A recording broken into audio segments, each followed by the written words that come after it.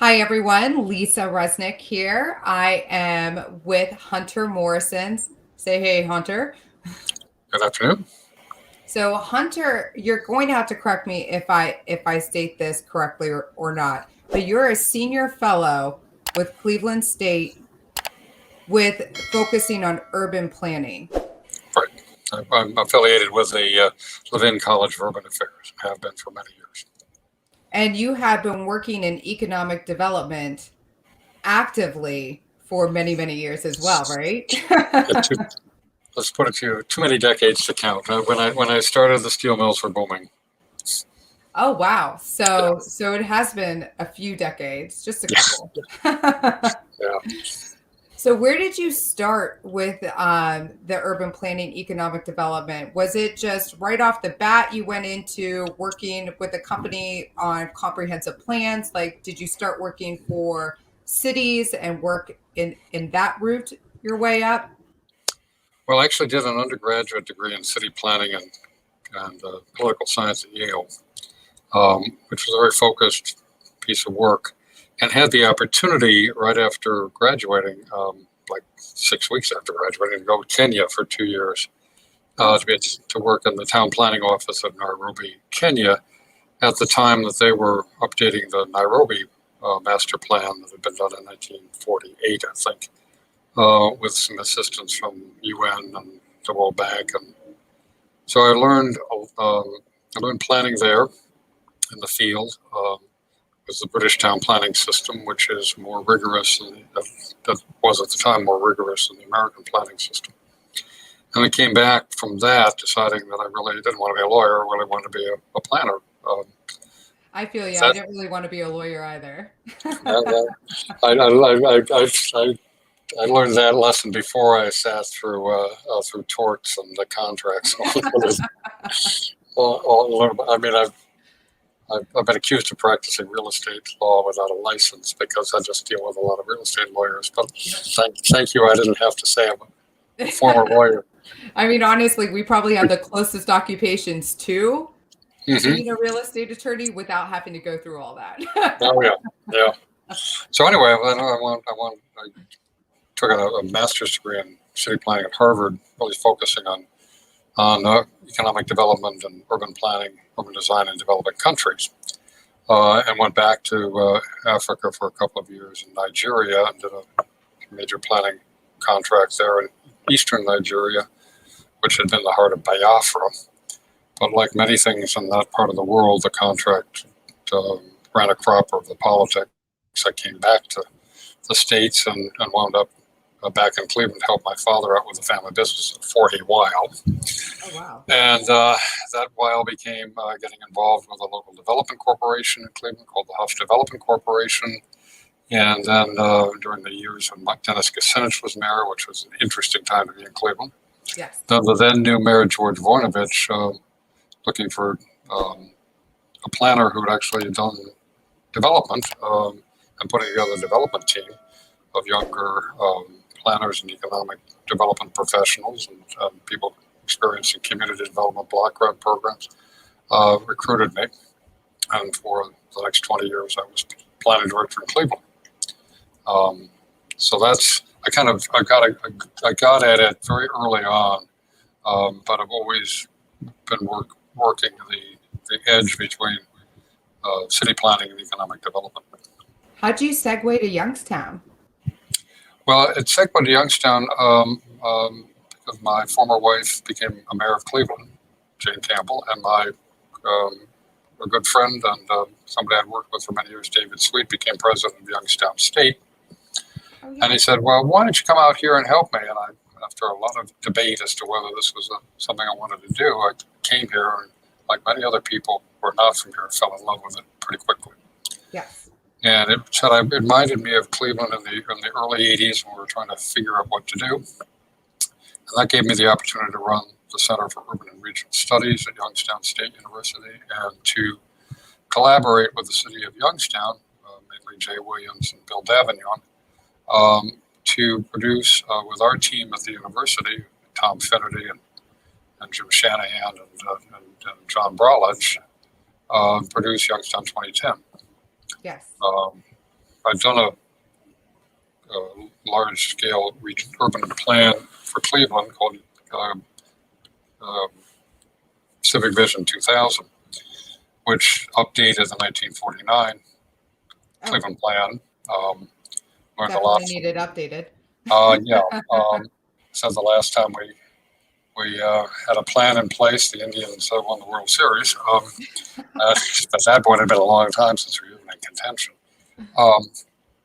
But updating the plan was something I'd done before. I worked on in Nairobi and then authored the one in Cleveland for Downtown and the City. So we worked together to produce the 2010 plan, which was a really foundational document for the city, but also garnered a national and international attention for Youngstown because we were the first city to say, okay, we're a smaller city, and we need to recast our narrative to be a mid-sized, sustainable city, not to try to go back to where we once were as a third largest steel city in the country. And we did receive a lot of national recognition. I remember being in DC at the time and reading the New York Times, and it discussing the visionary of the mayor Williams and understanding the fact that they're a smaller city and embracing it and starting from that point. Yeah, starting from that. And I think we worked with other communities through a group called the American Assembly some years ago that brought together people from Cleveland and Detroit and St. Louis and Youngstown and Flint to craft the term legacy cities and to really introduce into the policy world the fact that there are a set of communities, which usually are industrial communities, that have lost their industrial base through, in many ways, no fault of their own, but because of the globalization of the economy and the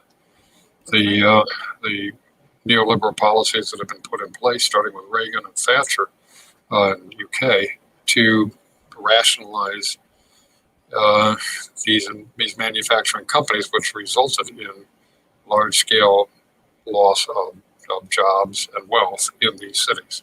That's right. And we needed to figure out some ways, working together, that these cities, these legacy cities, could reframe their narrative and reframe their direction and focus on the future and not on the past. So right now we find ourselves in a position again to basically relook to see where we can monopolize from the work that you guys have put into it from the 2010 plan and grow from there and say, hey, we're ready for that next step.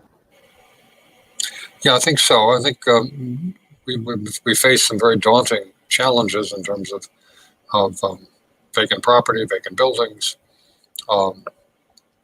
We had no neighborhood organizations with any real staffing depth.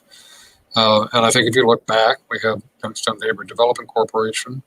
We have the Mahoney County Land Bank that partners in many cases with the city's land bank, but brings some additional resources and talent to the table.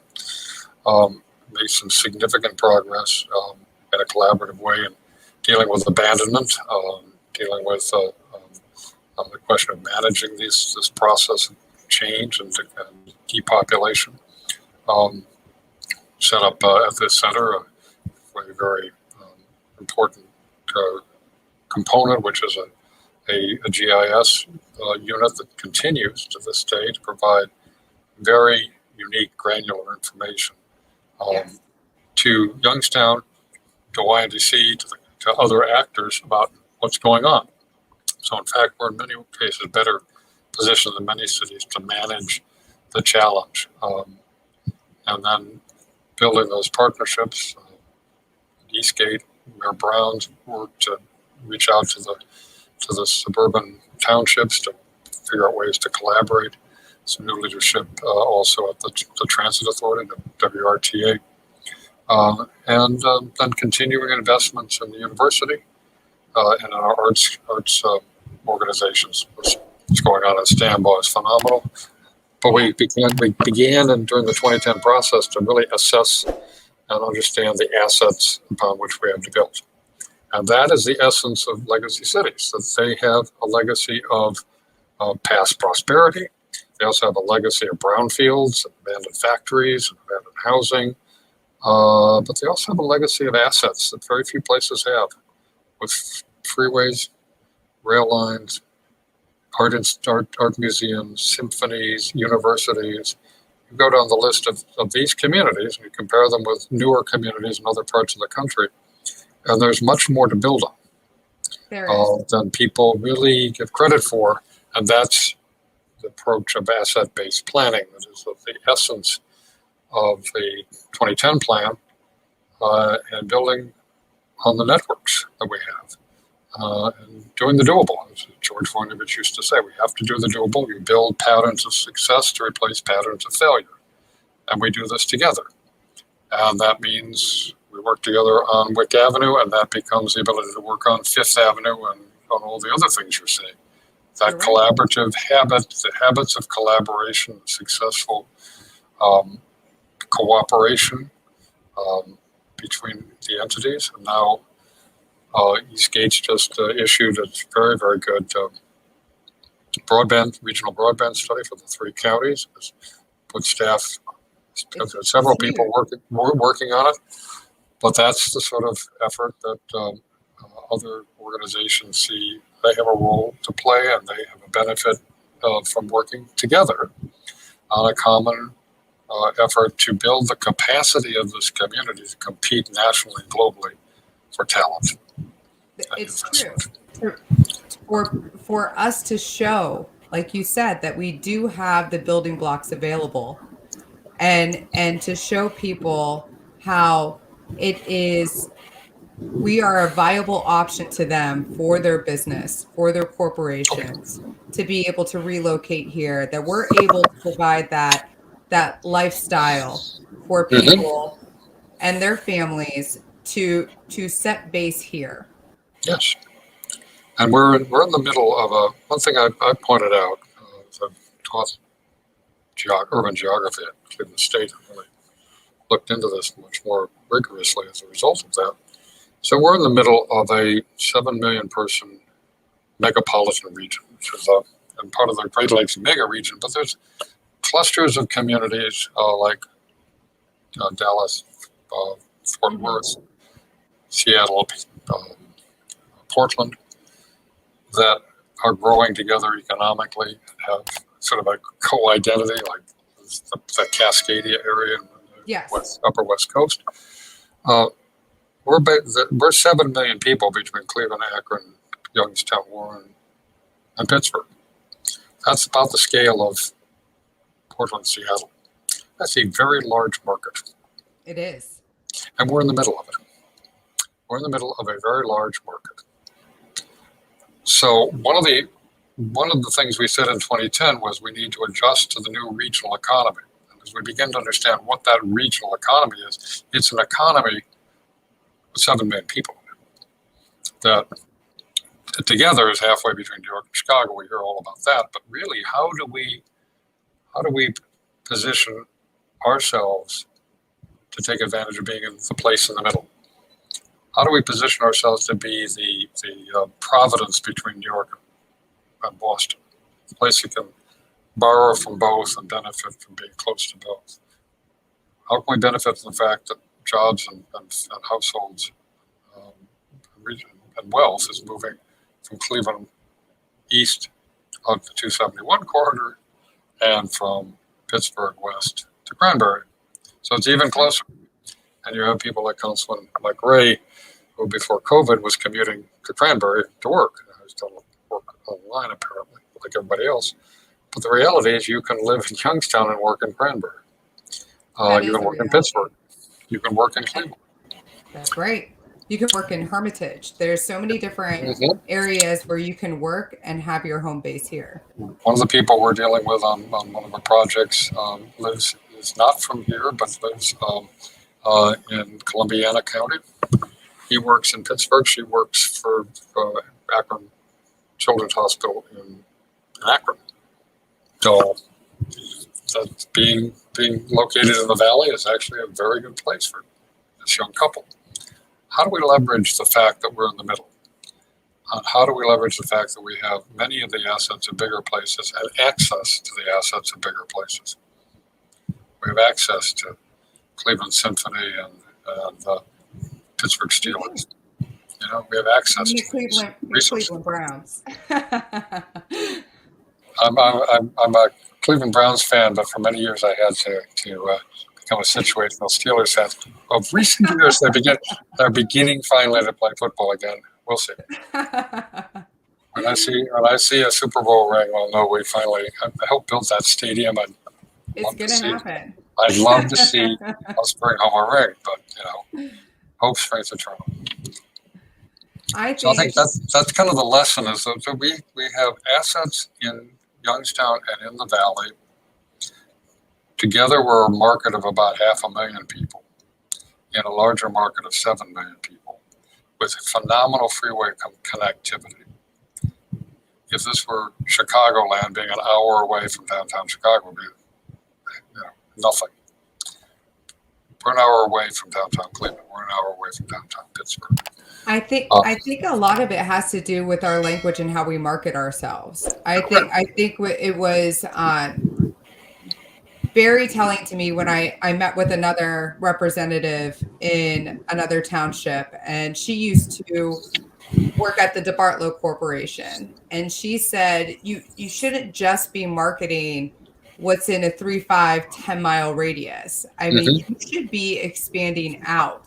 Yes. Because of the accessibility, and that's how you're going to get more attention on a national level, is to show what our reach truly is. And I think I have said this before, that there was a reason why we were flourishing with the steel mills here. And it was because of our access of our population reach and destinations from our interstate network that we have. So it is one of those things that we need to change our own dialogue and making sure that when we're speaking of our area, that we're speaking of it appropriately of what it currently is. Exactly. It's reframing the narrative, looking at an asset-based approach, looking, it's Apollo 13. You got to get back to Earth. What do you have? Yeah. What do you have?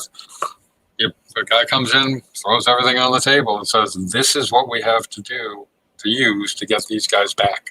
That's right. So we can't talk about anything that's not in this box on this table. Yes. And so what do we have in our box on the table for Youngstown and the Mahoning Valley to work with?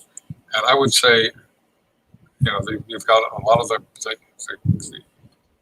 shared assets we point to, but one asset that I think is often underappreciated is we've got a common identity as a place called the Valley. I'm not from the Valley. I've had to learn this. And it's really, really clear that this is a shared identity. Shenandoah Valley, Mahoning Valley, Connecticut Valley. These are geographies that are mental maps of our common identity. We're separated. We're close to these places like Cleveland and Pittsburgh. We're separated by like 40 miles of farmland in both directions. We're a somewhat separate place. We have a clear identity. We've communicated that in the past economically and politically, but we have to think about, how do we work together? And the other thing we have is, in part because of this common identity, is the ability, in many ways, to work together. And I think as people have seen the value of collaboration versus conflict, they've come together in projects that are of increasing complexity. I mean, the Smart 2 project, the Innovation Center, these projects were not easy. They took a lot of collaborative effort. They took a lot of work. They took a lot of patience. It took a lot of ability to put the deal back on the table when it fell off the table. But that's the signs of a strong community. And I think, as I've watched it for 20 years and been part of it for much of that time, it's that unit cohesion, that sense of collaboration, a common identity of the Canfield Fair is, it's not just sentiment. It's not just sentiment. We're different here. We have a way of doing things here, and we have things to work with here, and we understand how to make things here, which is also something not every you could not make you could not have won the Chevy Cruze franchise, old GM and new GM, if you didn't know how to make a quality automobile. That's true. That's because people know how to make things that work in the marketplace. That's how generations of people from the Valley have made their living, is by making quality products and exporting. And that's an intangible asset. You could never manufacture the Cruze in Washington, D.C. or Boston, Massachusetts. It's just the culture is different. The skill set is different. I used to say to my New York husband that moved here, I warned him, I was like, I don't know any other area where you'll find an attorney who has his medical degree that is also a plumber and on occasion an electrician. No, the joke is that if you're a lawyer, your greatest weapon is the business card. I'm going to call somebody to get them to fix the plumbing. No, I go back east, and I get everybody's. They talk a lot, and it's all transactional. You come here, it's like so true. What's the static pressure on the backdraft camper? If you're trying to sell an air handling system, as I was when I first got back to work with my dad, you better know what the static pressure is there at the backdraft camper, what the performance curves are. If you don't know the performance curves, you don't have a product that I'm going to pay any attention to. That's right. You talk to the folks here who have successfully run businesses, and they understand it, and the folks on the floor understand it. That's they understand if they can't ship that product and it works, they don't get paid. Well, I just want to say thank you so much for taking time out and talking about our economic strengths that we can grow on. Yeah. I truly appreciate it. And I know that you are going to be presenting even more to us in the Valley soon with more ideas and recommendations of where we should be going to next. And I can't wait to see it. Well, I appreciate it. And it's not my ideas, it's everybody's ideas. And that's the key here. True. That there's an aspirational aspect. People in the Valley want it to be the best possible. That's right. And all I'll say is, working together, starting small, building big, learning to collaborate and celebrating those collaborations builds those habits of success, builds that teamwork. We see that in sports teams that rebuild themselves. So true. I always say I would never want to be one man on an island. Nope. This is a great place, and it's got a promising future. It really does. Continue to work together. It really does. And I love the strength of the collaboration, the discussions, because truly that is where the ideas and those ideas actually turn into actions, which turn into solid structures. That's when it all occurs. And it's everybody working together. Communities move in the direction of their conversations. Yep. And the conversation is all about the past. They'll go into the bar and mourn their loss. If it's about the future, and a practical, achievable future, an aspirational future, funny thing happens. That's the direction of the conversation. That's the direction the community goes. So we have to keep, don't stop thinking about tomorrow, like the song says. You've got to think about where you want to be, because that's where you will be. That is the perfect way to end this. And I will keep that on a daily for myself and for everything that I do. Thank you. Thank you. Okay. Bye. Bye. Thanks for watching the video. Be sure to like, subscribe, and hit that little bell for notifications. And also make sure to connect with us on Twitter, Facebook, and LinkedIn. For all of your business news, visit businessjournaldaily.com. For all of your arts and entertainment news, go to afterhoursyoungstown.com.